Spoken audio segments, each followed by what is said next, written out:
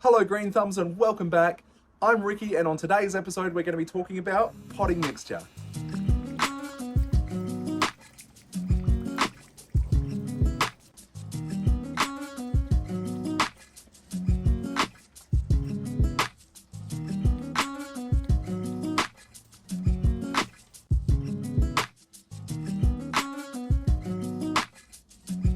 Alright, so now onto the potting mixture blend.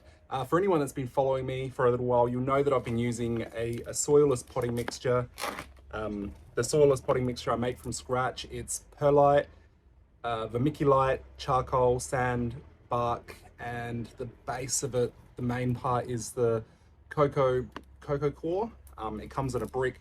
All the ingredients can be found at Bunnings, and you just mix them together by sight or by, you know, how you want it to look, and you get a mixture that looks like this, really nice and crumbly, really good for indoor plants. Anyone suffering with gnats or has gnats, you know, they've got lots of gnats in their house, those little black flies that jump from plant to plant and then you end up getting them all, and you're sitting there watching a movie swiping like this because you've just got gnats all through your house. This is really good for that because gnats grow in soil, and because this has no soil, you don't get gnats. So for my indoor plants, it's been great. I used to have lots of gnats and I haven't had a gnat issue. So my partner was a bit opposed to me putting in so many plants in the house. And then I kind of sneaked in one and then another and then another. And then when I started to get gnats, it was like, get these plants out of the house. So I had to look up a way to try and get rid of them. And this mixture worked. It was really good. My problem is out here in the greenhouse, I'm finding that the plants aren't giving me the growth that I want them to have, that I've, you know, seen other people have. So I've been looking into it a little bit further, and the problem with this stuff, even though I've got fertilizer in it, it doesn't really have all the nutrients that, you know, the plants need. You can fix that with like more fertilizer or more, you know, like sea salt or anything like that. But for my plants out here in the greenhouse, I wanted to give them a mixture that's more beneficial, more easier for them. So I've done a bit more research, and I actually got given a book from my mum. It's a book she was given from her mum from years ago. It's a very old book. I actually don't know what year it is. I'll show you in a sec. And it had potting mixtures in it, and it did talk about a soilless potting mixture just like this. And it also said there's a hybrid where you mix this mixture with soil to get like a blend of the both. And so I've started doing that on a whole lot of the plants out here, and already the growth that I'm seeing is so much better for out here anyway. So I'll show you a couple of plants that I've already put into that mixture, and I'll show you how to make the mixture and what's involved in it. So I'll go grab the book now. This is the book that I've got that my mum gave me, that she was given from her mum, so thanks Nana. It's a Reader's Digest. It's the complete guide to indoor plants, and I've just been reading it, and halfway through there's a section on potting mixture. If I find it, can't find it right now, but the potting mixture, it talks about the soilless mixture that I was using, and a hybrid mixture. It talks about what's the other one, the leca mixture. Like it's pretty good. It's got some good information for a book this old anyway. I wonder how old it is. It doesn't really have a published year, or that I can see. There might be one in here somewhere, but I can't see what year it was published. But very good book. So yeah, that's that.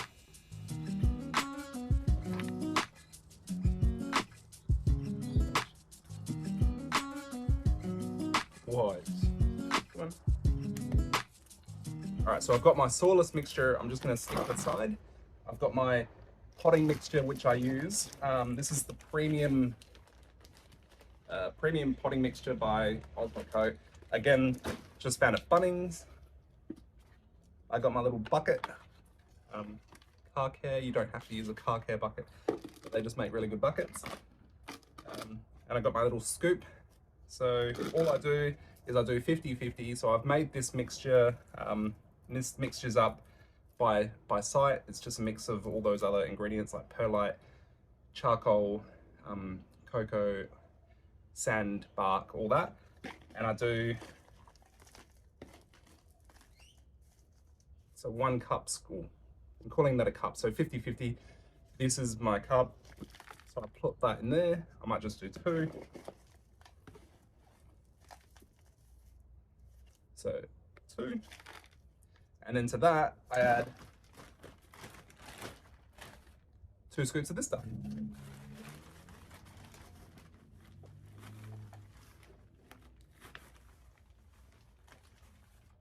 So 1.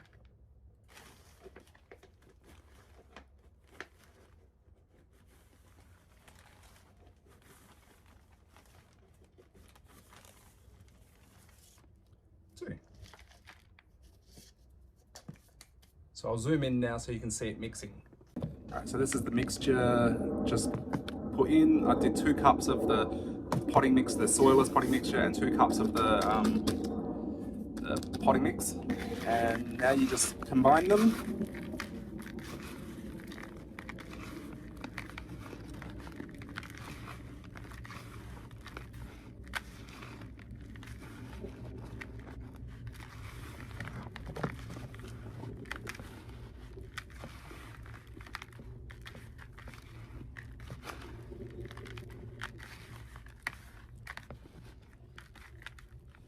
All right, and that's pretty much the potting mixture made up, the 50-50.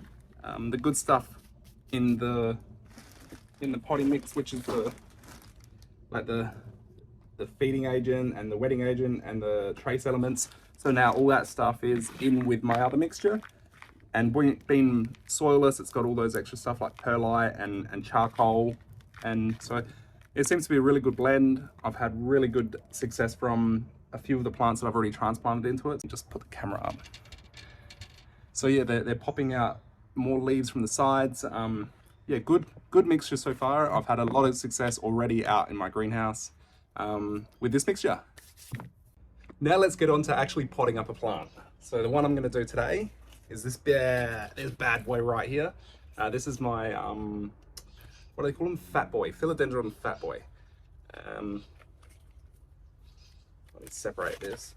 All right, so he is originally in a clear pot, but I'm going to put him into a black pot. And the reason why is, again, I've done a bit more research, and the clear pots are great for indoors because you can put them inside your decorative pots and you can lift them up and see just how wet your soil is. It's really good. But I've done some more research and found that out here in the sun, the clear pot doesn't allow the roots to hide in the dark and grow. Like, they need darkness to grow. And because they're in clear pots, the sun comes through and it's just like burning the roots. I'm finding that a lot of them aren't bringing their roots to the outside of the pot. So I'm going to put them into black pots out here. Again, clear pots are great for indoors, but out here I've done a bit of research and there's a spider in there. Yuckies. I'm going to let him go and then I'm going to get onto potting. That was a little huntsman, so I'll just let him go to the side. And now I'm going to get onto potting. All right, so the old soilless mixture, I still save that. I put that into this bucket here. You can't see it, and I can't lift it, it's too heavy. So what I'm going to do is I'm just going to pull him out. Just pull him out of this pot.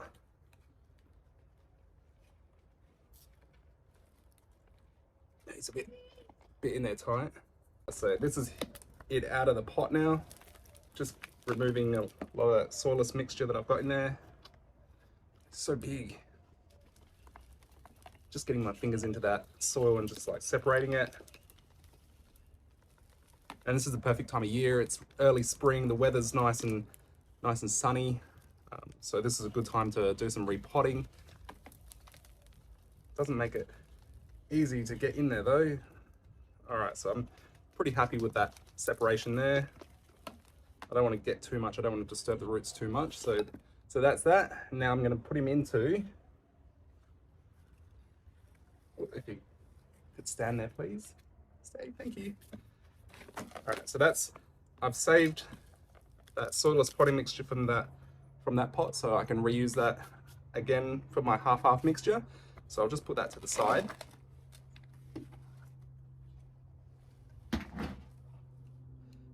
It's falling over again.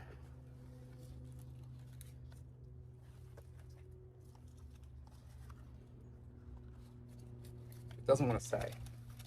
All right, so I'll just leave that like that. And this is the pot that it's going to go into now. Same size pot, but I'm going to fill it with my soilless mixture. I mean my new hybrid mixture. I'm so used to saying soilless. So I start off by filling the bottom of the pot. Just like that, just enough to give it a bed to sit on. Compact that in nicely so the roots can push through it. Then you grab your plant. In my case, it's the Fat Boy. I just love saying the name because it's very fat. And now you just place it where you want to place it. I'm going to have him like this, centered in there, slightly off just because it's grown a certain way, taking that into consideration when I place it. So it's going to be like that. And now you fill in the gaps underneath the roots and nice and compact. I'll zoom in now so you can have a look. All right, so this is a better view. Just going to fill in the gaps around the roots, shaking it a little bit just to make the soil drop down.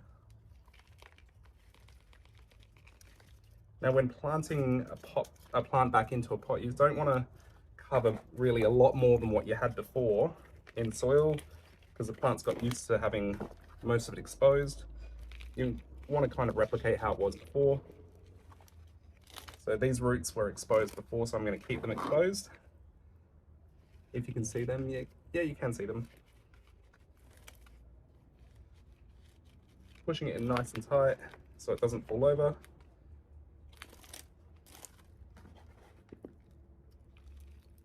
If you do it outside, it doesn't matter if you make a mess. You can just dust it off or put a dustpan and broom back into the bucket.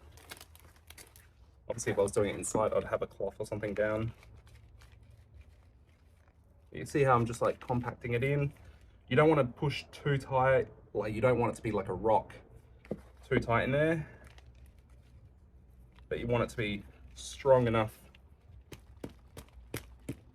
that your plant doesn't just fall over. And the shaking just then like that, that's just to get the soil mixture to settle down.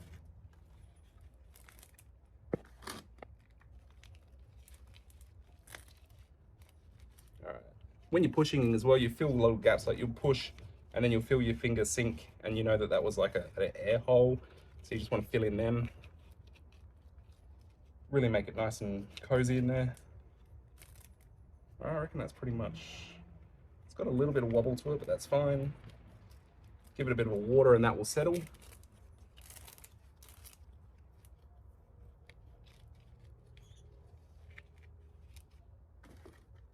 Oops, I just made a mess then, didn't I? All right, I reckon that is it.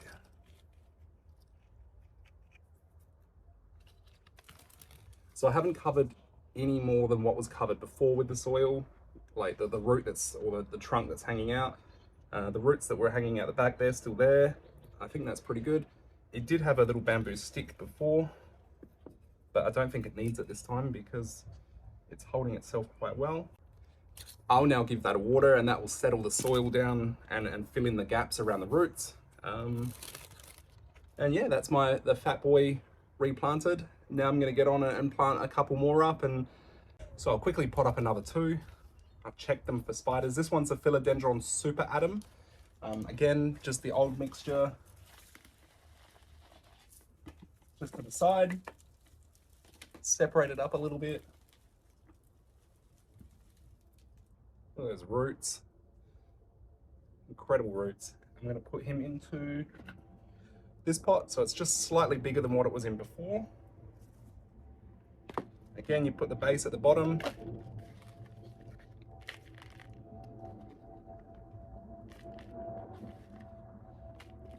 Something for it to sit on.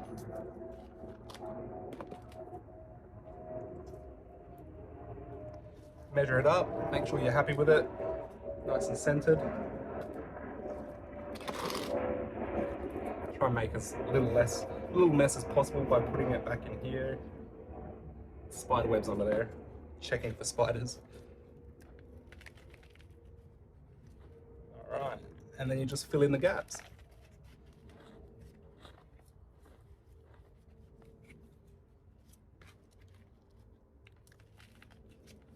This doesn't have to be perfect. It can be any way you want. If you don't want to plant it in the center of the pot, you don't have to. This is up to you. It's the beauty about gardening. It's you can do whatever you want.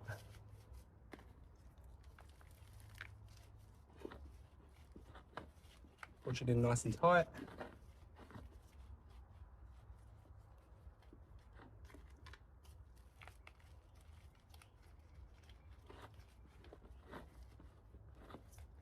I just saw a spider web swing off one of the leaves.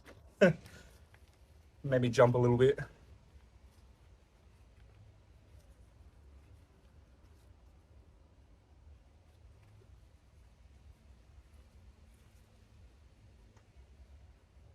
All right, so that's the super atom now repotted. Cute little philodendron. They don't get very big. They get nice, glossy, wide leaves. But yeah, so a good one if you want a little philodendron inside. Being a philodendron, they're quite good and quite hardy at low light, high light. So yeah, good little plant. The next one I'm going to do is another one that's needing a repotting. It's the philodendron. This one was called philodendron cherry. Very beautiful plant. Lots of different colors. The new leaves come out quite glossy, and then they sort of dull down to that. While I'm talking to you like this, I'm checking for spiders. Being outdoor plants, they get a lot on them. This one looks safe. So now what I do is I just remove the old mixture.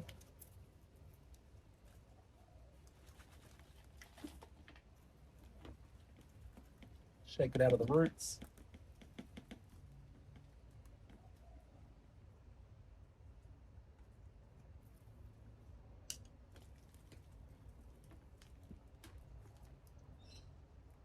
So that's how that one looks. Pretty good. And that one's going to go in a slightly bigger pot, just because that's the one I've got sitting around. And he's a bit of a bigger plant, so I'm going to give it a bit more room to grow. Normally when selecting a pot or a new pot, you don't want to go too big because it can lead to root rot. You want to keep it kind of like 2 inches bigger than what it was in before.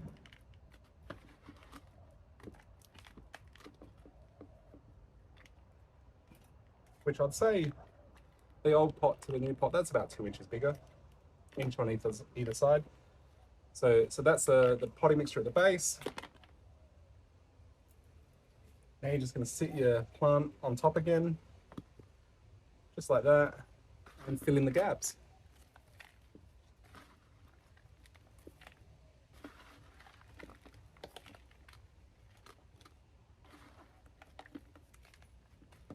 I'm going to make slightly more potting mixture, so I'll see you in a second. So I just whipped up another lot of it because I ran out. So back to it again. I've got my plant positioned, and now I'm just filling in the gaps.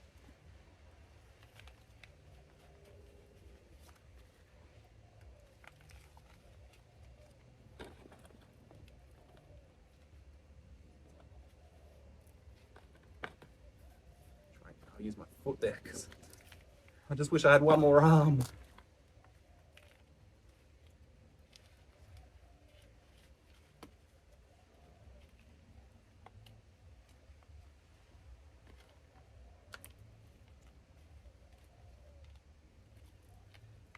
In my attempt to center it, this one didn't quite center, which is fine. Again, it's completely up to you how you want it.